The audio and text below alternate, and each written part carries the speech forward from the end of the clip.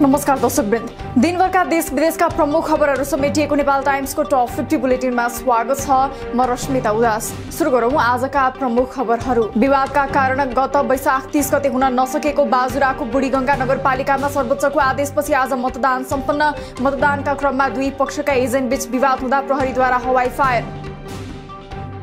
मुलुकभर धमाधम रोपाई चलिरहेको अवस्थामा किसानले पर्याप्त मल नपाएको भन्दै सांसदहरूद्वारा सरकारको ध्यानाकर्षण। तत्काल नागरिकता विधेयक ल्याएर गैर नागरिक बनेको नेपालीलाई नागरिकता दिलाउन आग्रह। एसपीपीमा सहभागी नहुने पत्र तत्काल पठाउन माओवादी सचेतक देव गुरुङको माग। एमसीसी अनुमोदन गर्ने क्रममा संसदले गरेको 12 बुँदे व्याख्यात्मक घोषणालाई अमेरिकाले अहिलेसम्म स्वीकार नगरेको भन्दै यसबारे पनि प्रष्ट हुनुपर्ने तर्क।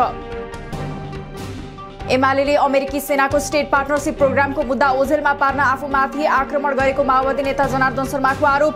प्रतिनिधि सभाले छानबिन समिति गठन गरिसकेपछि एमाले संसदमा आफूमाथि गरेको व्यवहार आपत्तिजनक रहेको जिकिर।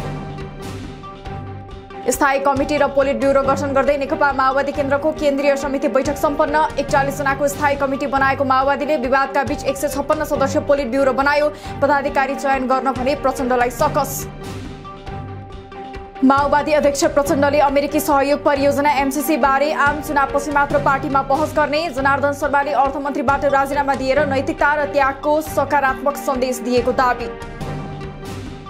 आफ्नो पार्टीबाट मन्त्री बनेकाहरूलाई 1 हप्ताभित्र प्रगति विवरण बुझाउन माओवादी अध्यक्ष प्रचण्डको निर्देशन। माओवादी मन्त्रीहरूले गरेको कैयौं उपलब्धि नागरिकमा लैजान जरुरी रहेको जिकिर। छिट्टै विशेष महाधिवेशन गर्ने दावी।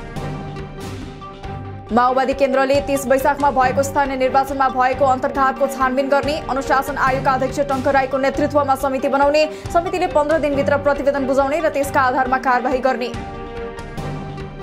दार्चुला स्थित ट्विन मार्फत भारतबाट नेपाल आउने क्रममा नदीमा खसेर अझै बेपत्ता रहेका 18 वर्षीय सचिन बुढाथोकीको खोजी कार्य तीव्र बनाउन गृहमन्त्री बालकृष्ण खाँडको निर्देशन। बेपत्ता बुढाथोकीको खोजी जारी। नेपालको आर्थिक सामाजिक विकासका लागि प्रत्यक्ष निर्वाचित राष्ट्रपति र पूर्ण समानुपातिक निर्वाचन प्रणाली आवश्यक रहेको डाक्टर बाबुराम भट्टराईको भनाई। अहिलेको पुँजीवाद र हिजोको साम्यवादको विकल्पमा जनताको सहभागितामा आधारित शासन प्रणालीको विकास गर्नुपर्नेमा जोड। आयोगले चुनावका लागि तोकेको खर्च अव्यावहारिक भएको पूर्व प्रमुख निर्वाचन आयुक्त भोजराज पोखरेलको आरोप। निर्वाचन ताका कालो धनलाई सेतो बनाउन मिल्ने भएकाले बाहिरी पैसा ल्याउने चलखेलले देश दुर्घटनातर्फ जाने चेतावनी। काठमाडौँ उपत्यकाको सुरक्षा प्रदेश प्रहरीको समन्वयमा नेपाल प्रहरीले गर्ने प्रस्ताव। गम्भीरतापूर्वक नै उपत्यकाको दायित्व निर्वाह गर्नुपर्ने भएकाले नै यस संशोधन ल्याइएको गृहमन्त्री खाँडको दावी। 6 प्रदेशका आन्तरिक मामिला मन्त्रीहरूले दिए प्रहरी समायोजन गर्न संघीय सरकारलाई 1 महिनाको अल्टिमेटम। 7 बुँदे घोषणा पत्र जारी गर्दै साउन वर्षान्तभित्र प्रहरी समायोजन गरी प्रदेश सरकारलाई हस्तान्तरण गर्न माग। प्रदेश सरकार र प्रमुख प्रतिपक्ष दल एमाले बीच सहमति हुन नसक्दा कर्णाली प्रदेशसभाको बैठक आज बिहीबार पनि स्थगित। सर्वदलीय बैठकले कुनै निष्कर्ष निकाल्न नसकेपछि फेरि सहमतिका लागि भोलि शुक्रबार बिहान बैठक बस्ने तय। आन्तरिक मामिला मन्त्रालयको नाम परिवर्तन गरी गृह मन्त्रालय राख्न साथै प्रदेशका मन्त्रीसँग मधेस प्रदेशका मुख्यमन्त्री लालबाबु राउतको आग्रह। सङ्घमा गृह मन्त्रालय रहेको र प्रदेशमा आन्तरिक मामिला मन्त्रालय राखेपछि बुझाउने गाह्रो भएको उल्लेख। स्वास्थ्य मन्त्री भवानी प्रसाद खापङद्वारा आफ्नो क्षेत्राधिकारभित्रका विभिन्न काम राज्यमन्त्री हिराचन्द्र केसीलाई बाँडफाँड। राज्यमन्त्री केसीलाई स्वास्थ्य मन्त्रालय र अन्तर्गतका निकायहरूबाट सम्पादन हुने महत्त्वपूर्ण 5 अधिकार प्रत्यायोजन। पछिल्लो 24 घण्टामा 3515 जनाको परीक्षण गर्दा थप 78 जनामा कोरोना संक्रमण पुष्टि। यो सँगै कोरोना भाइरसको सक्रिय संक्रमितको संख्या 508 पुग्यो। आजै 23 जना संक्रमण मुक्त हुँदा मृतक 0।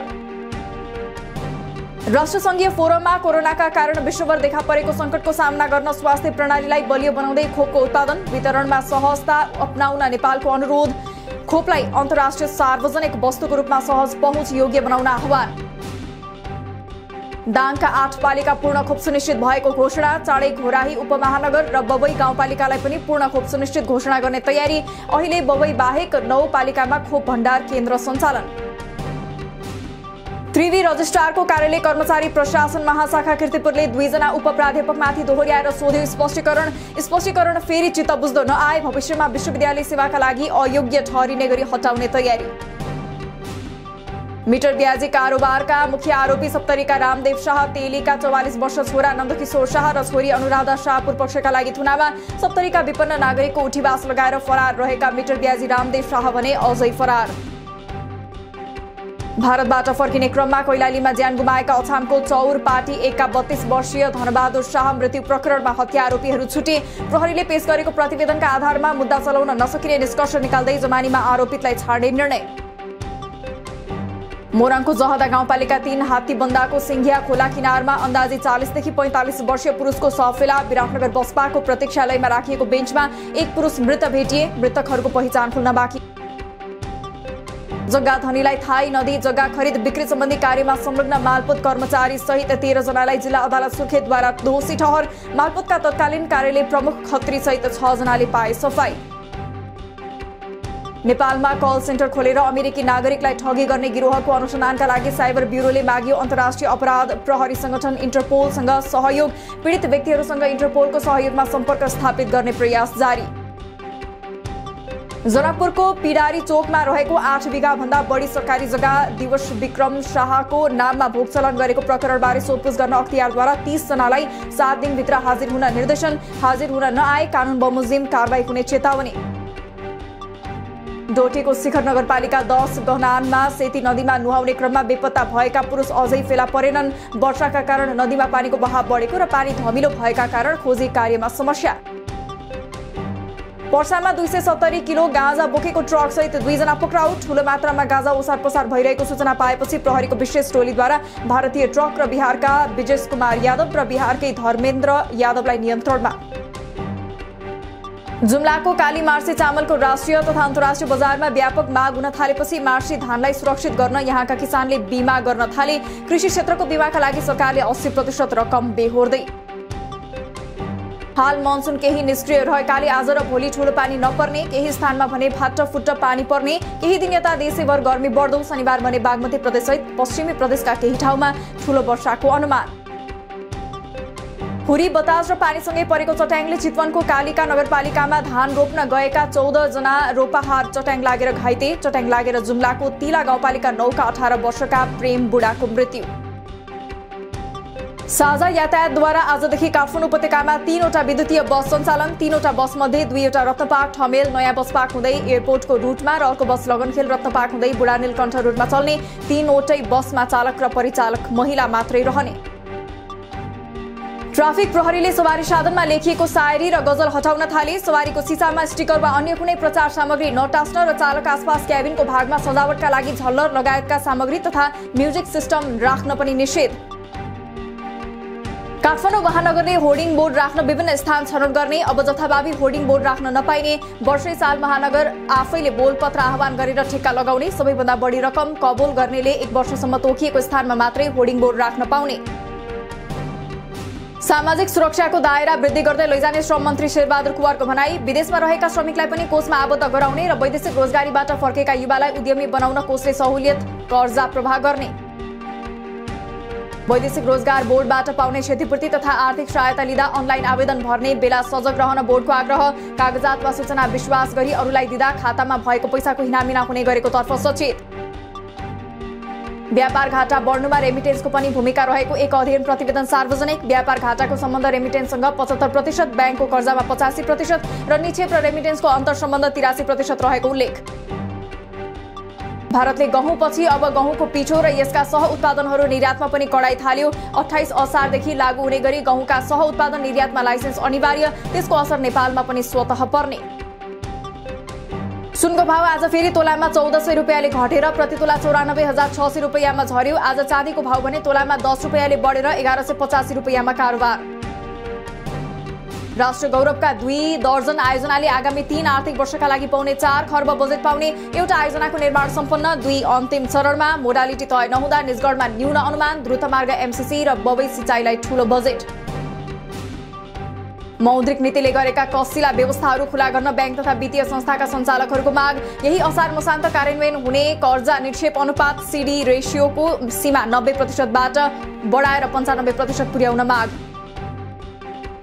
अर्थमन्त्रीबाट जनार्दन शर्माले राजीनामा दिएपछि बजार बढ्ने लगानीकर्ताको आकलन भए पनि त्यसको असर बजारमा देखिएन। लेप्से आज 16.60 अङ्कले घटेर 2027.32 बिन्दुमा झर्दा 1 अर्ब 80 करोड 62 लाखको शेयर खरिद बिक्री।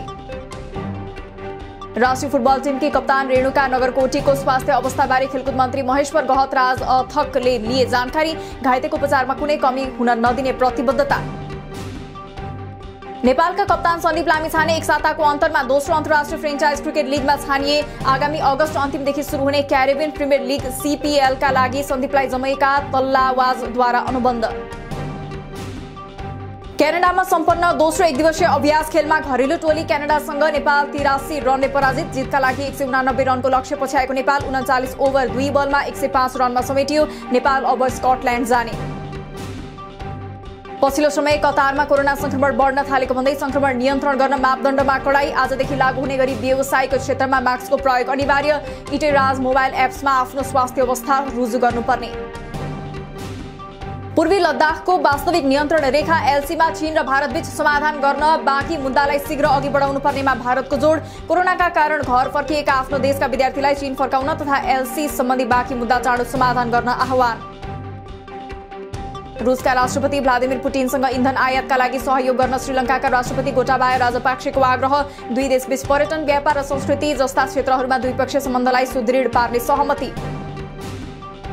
इरानसँगको सन् 2015 को आणविक सम्झौतालाई पुनर्जीवित गर्न कूटनीतिक प्रयासहरू भइरहेको समयमा अमेरिकाले इरानमाथि लगाइएका प्रतिबन्धहरू केही खुकुलो बनायो।